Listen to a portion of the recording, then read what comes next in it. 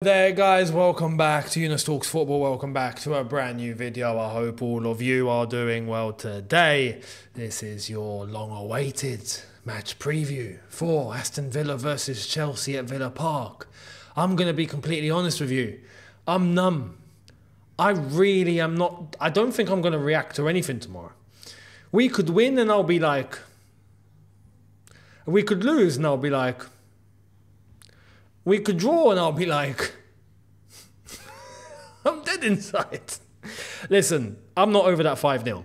I got to be honest. I'm not over that 5-0 result. And it's just it's brought an abrupt end to everything, right?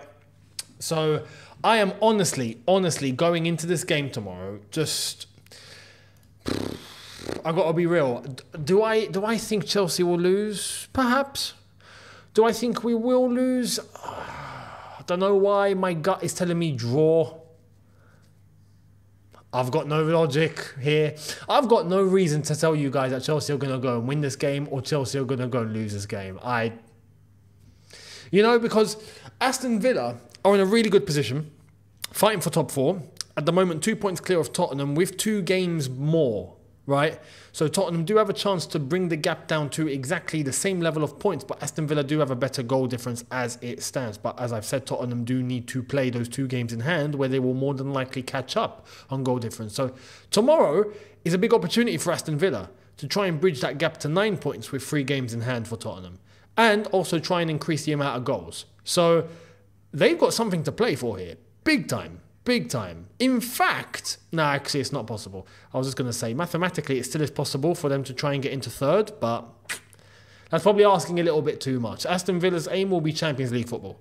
And if they beat Chelsea tomorrow, chances are they will be playing Champions League football, because I don't trust Tottenham to win 3 games on the bounce. It's just not going to happen. So it's a big occasion for Aston Villa tomorrow. For Chelsea though, some people are going to say, oh yeah, chance to get Europa League. You see, if we're talking about Aston Villa, right, in the way that they're moving, in the way that they're running, the dynamic, the way that they're picking up results, their squad, their balance, their manager, all of that, I'd be like, yeah. If we're talking about Aston Villa, if I was an Aston Villa fan and I'm coming into this game, I'm talking about, yeah, get a Champions League spot. Absolutely. If Chelsea was serious, I'd be like, yeah, we're not serious. We're not serious. So, you think we're going to win 3 games on the bounce? Because that's what we're going to need to do in order to get 6th. It's not happening.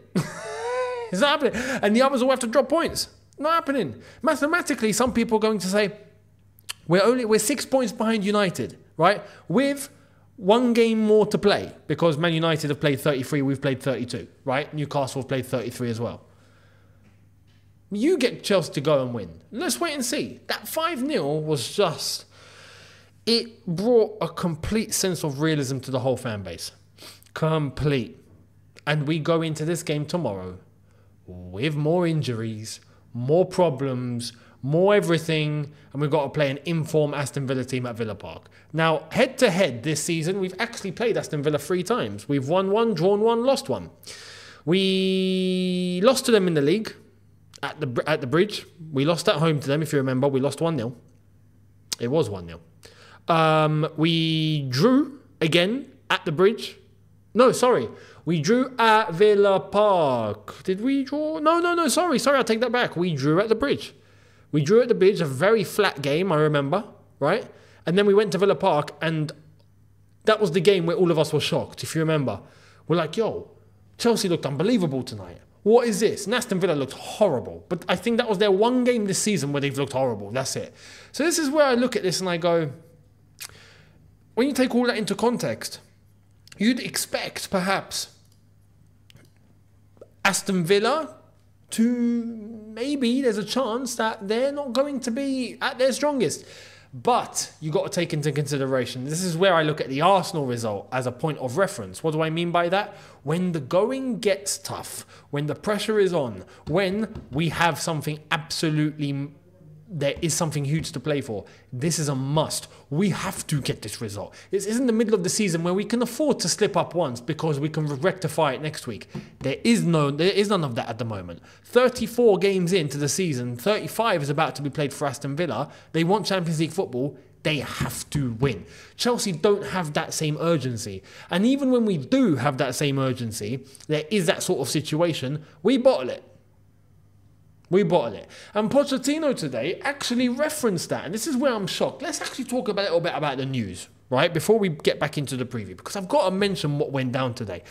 It was said, let me actually show you. Let me show you. I think it deserves to be shown. Here it is. Chelsea head coach Mauricio Pochettino today admitted he has not spoken to the club's owners for 2 months. So let me get this straight. 2 months... What's the date? 27th of April? 2 months is 27th of February. Oh, what happened towards the end of February? Oh yeah, the League Cup final. When they were there and he spoke to them, and we know that, and he mentioned that he did. He's not spoken to the owners since the cup final. That's mad. That actually shocked me. When I saw that, I was like, yo, that's bad. Like that's really bad. 2 months. His writing is on the wall. I am now pretty sure Poch will be let go at the end of the season. Why we have to wait to the end of the season? I was asking this question in the last couple of videos, and I was saying, why not just get rid of him now? I'm sorry, guys. I still had my Roman hat on. Yeah, my Roman goggles, my Roman Abramovich goggles. I was looking from the lens of Chelsea when Chelsea was serious. Now, it's going to be cheaper. You got to think where the money is. Look, if you want to figure out the issues with Chelsea Football Club, if you want to get to the root of what the problems are at Chelsea, think of where the money goes. Look at where all the money is, and you will get all of your answers. Simple as that. It will be cheaper for the owners to let go of Pochettino straight after the season ends than it is now. That's it. That's it. That's it. That's it. That's the only reason. That's it. So, screw the team, screw the club, screw the way that we're trying to move forward on a footballing level, screw all of that, screw the players, screw all of it. No. We save a couple of bucks by keeping Poch to the end of the season. We can sort everything out then. Cool. Well, Pochettino also spoke, and he said something that I'm in a situation here where I can't believe I am agreeing and disagreeing with a manager at the same time. I mean, this just goes to show how many issues there are at this level, at this club. Tons and tons. It's problem upon problem upon problem upon problem. It's so multi-layered. Like I said a couple of videos ago, it's like a millefeuille. A millefeuille, for those that don't know, is a wonderful French dessert, right? It's called millefeuille because it means 1,000 sheets, yeah? Phyllo pastry, I think it's phyllo pastry anyway, but tons of sheets. Beautiful cream, icing, beautiful, right? But we are that. We are a millefeuille of problems. And Pochettino has expressed something that I agree and disagree with at the same time. Here it is. If we are responsible to motivate the players, wow, it's difficult to accept. If you ask me if we need to motivate the players for tomorrow, we have a big problem. I don't believe that's the problem. The problem is the capacity to perform. Okay. So, we don't have a problem motivating the players. And you know what? To an extent, I kind of agree. I don't think they're not motivated. I kind of agree with that. They don't look like players that are downing tools. When they're not motivated and they down tools, you've lost the dressing room. I don't believe that's the case. You can see players try. They're just not good enough. Most of them are just not good enough, except for the few that, without question, are good enough. Cole Palmer, thank you very much. Thiago Silva, of course, Ledge.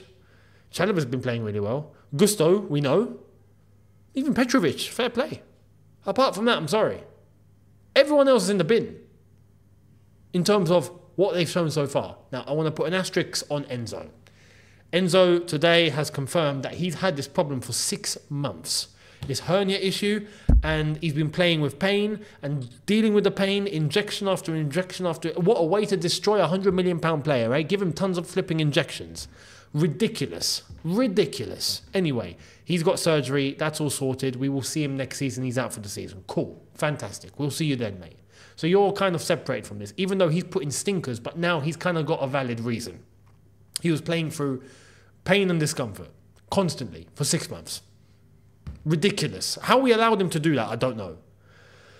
It's not exactly like we're playing for the quadruple, are we? If we're playing for trophies and whatnot, okay, fair enough. We're trying to force it, cool. But there's nothing to flip and play for. What are we doing? You know, nothing crazy. What, we're trying to get a Europa League spot? Come on, guys, relax. Let the guy have his surgery. He's now had it, cool.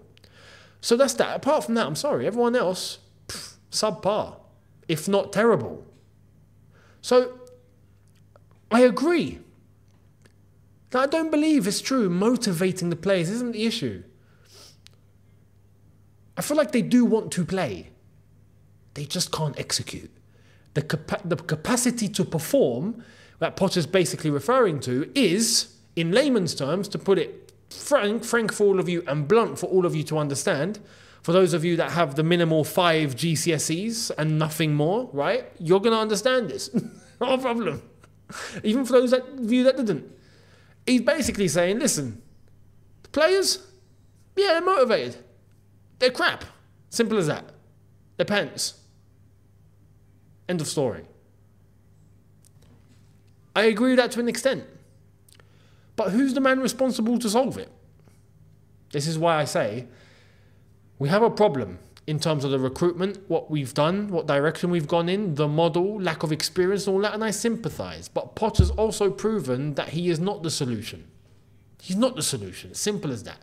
There are facets and there are things that we have seen that the manager can have control of in order to eliminate at least just a few of the mistakes that we see. It won't solve the whole problem. It won't solve the whole problem. And that's why I sympathise with him. But the bare minimum that I expect to see Poch have an influence on, we don't even get. So instead of losing 2-0 away to Arsenal, which would be a more expected sort of result with where we are at the moment, we're getting battered 5. You know, or we're seeing results in games where it's mind-boggling, and you'd think that it should be a little more damage limitation if we were doing things correctly on a managerial front, which we're not getting. So absolutely incredible that we're seeing that from Pochettino, and look, it's in the bin. Honestly, we're in the bin now. Today, now we jump back to the preview. Players are out. We've got setbacks. I can't believe we're having these setbacks. Let me show you. Here's the latest in terms of the setbacks that we've had. So Rahman Osman saying, I was told earlier this week Christopher Nkunku attempted to train this week but was sent back in. And yeah, it seems like he has had a problem. Now, in terms of elsewhere, we also have Carney Chukwuemeka is back on the injury list. And it seems like he has aggravated the injury that he had before. I don't know what is going on now. I'm at this point now. I'm at this point now where I believe that whatever processes we have within the club is destroying everybody. But at the same time, I have to be real. I think the players that are getting setback upon setback upon setback are made of tissue paper. I'm sorry, at this point, Nkunku and Chukwuemeka, you're made of tissue paper.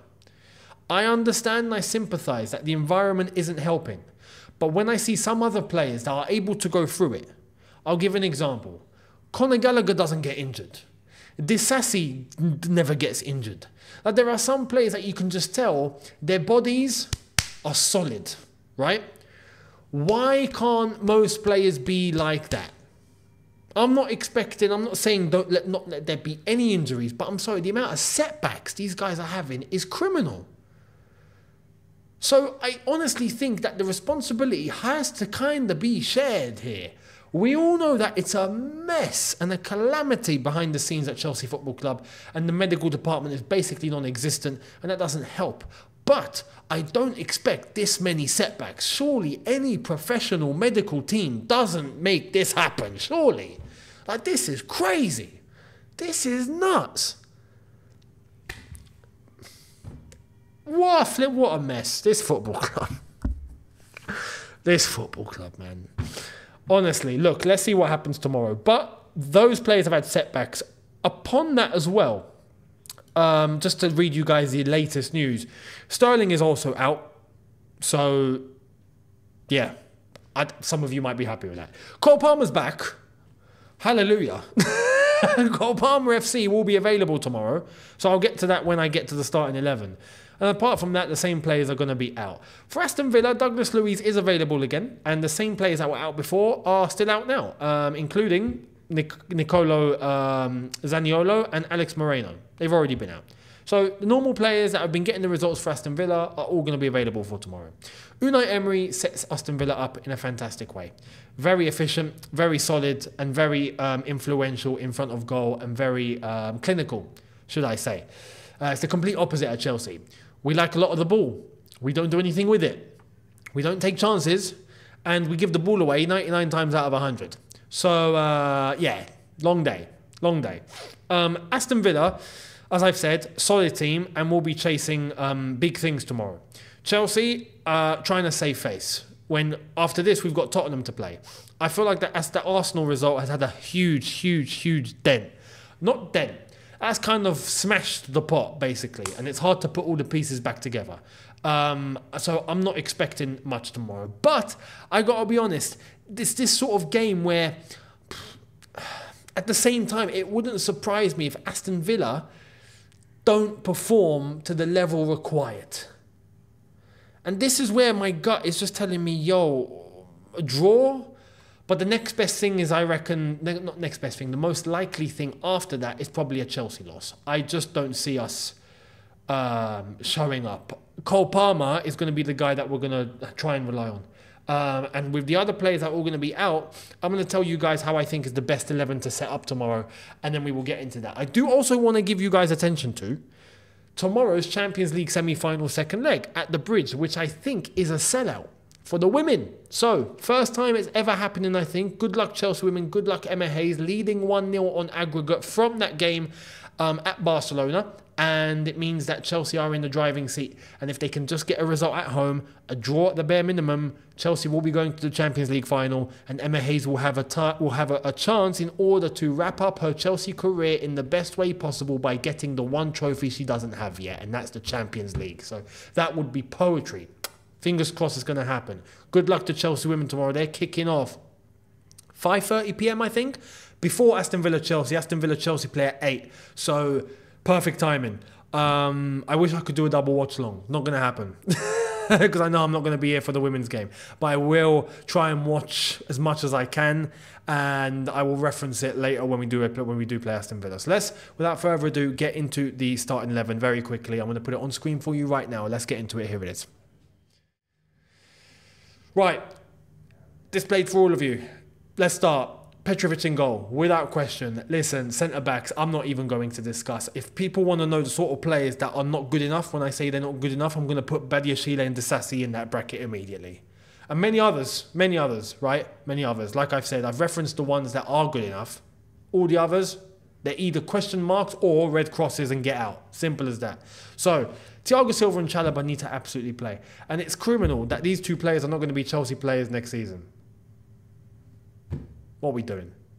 Thiago Silva's going to go back home. Chalobah's being sold for pure profit. We're not going to have these guys, but these guys are playing like a centre-back pairing should. Do you know what I mean? Cucurella left back, because we ain't got anyone else. Actually, Chilwell. Did Chilwell back? Or did Chilwell get injured again? No, Chilwell got injured again. Do you see what I mean? I need to look at the injury list. It's honestly, this injury list is absolutely ridiculous. Is it? Oh, no, hang on. Let me actually see if I can get it properly. If I'm able to. No, I'm not. The list is too long. At this rate, the list is too long. But Cucurella has to play left back. Right back, listen. Don't give me Disasi at right back. Don't. We saw what happened. Don't. Achiempong is ready to play. Stick him at right back. He's a right back. Play him there. I don't care if he's from the academy. Play him. He's a right back. He's a right back. He is a right back. Play him. He's the only right back we've got available at the club. Gusto's still out. Play him. Josh Achiempong comes in. I don't care. We ain't got a choice.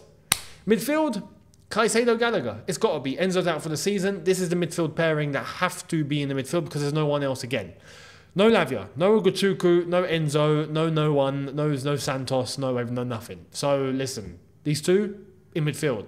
Ahead of them, Cole Palmer. Has to be. Without question.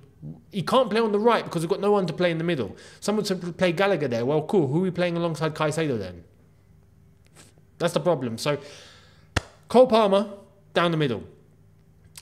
I have to put Mudryk on the right because I'm putting Jackson on the left. And I'm putting Jackson on the left because I'm done playing him as a striker. It's as simple as that. Listen, I want to see him on the left. I think he can actually do something somewhat decent on the left. He can offer something on the left. You play on the left. But because you're playing on the left, Mudryk, you're on the right. And I'm playing him on the right because, as I catch my breath, I don't want Madueke playing.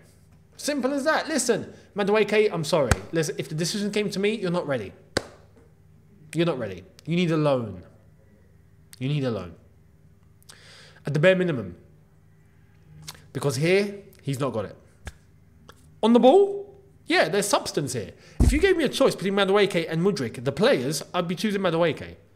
But here, nah. John Terry put it perfectly in his latest podcast with Simon Jordan. If you watch that, he talks about Chelsea now.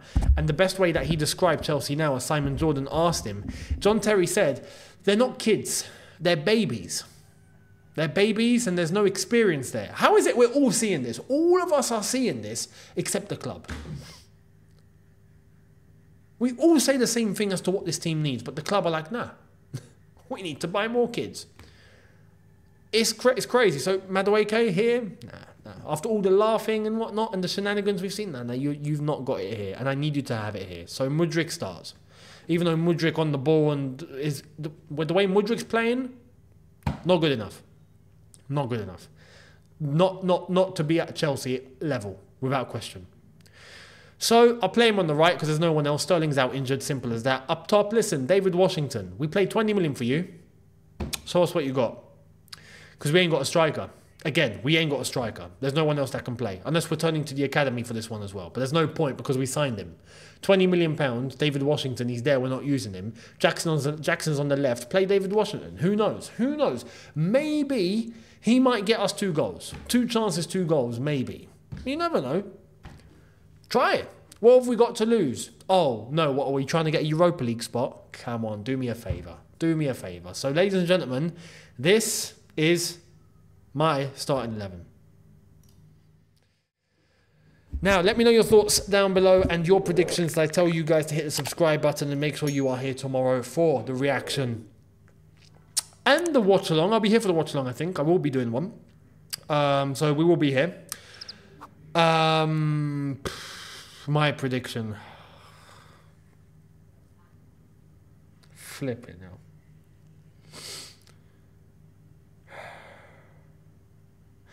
I'm thinking 1-1, but I'm thinking Villa are going to score more than 1.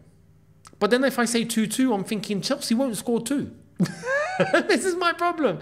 So I want to say 2-1 Villa, but that means a win for Aston Villa, not a draw like I think it will be. But I'm torn. I'm torn, man. Chelsea have mashed up my brain. Mashed up my brain. Put my brain into a mincer and make minced meat out of it. It's simple as that. That's what Chelsea have done.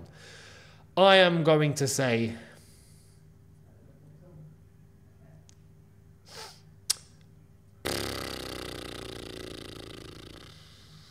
1-1? No, 2-1. No, 1-1. I'm gonna leave it there. You get the gist. You get the gist. Yeah, I can't make it. I can't make a prediction. Screw it. 1-1. There's a part of me that thinks we're going to lose. No, I'm ending it here. I'm going to see you lot later. Have a good one, people. Let me know your thoughts down below. Let me know your predictions. Help me out. Help me out. I'm asking for your help for the first time on this channel. I think I'm going to ask for your help. I'm going to ask the audience. Chris, can I ask the audience? Or if not, I might have to phone a friend. Let me ask the audience. Audience, please, what's your prediction for tomorrow? After 3 seconds, you can vote. 3, 2, 1. Let me know in the comments down below. Much appreciated. I will see all of you tomorrow. Thank you for playing Who Wants to Be a Millionaire. I'll see you tomorrow. In a bit, people. Take care and peace.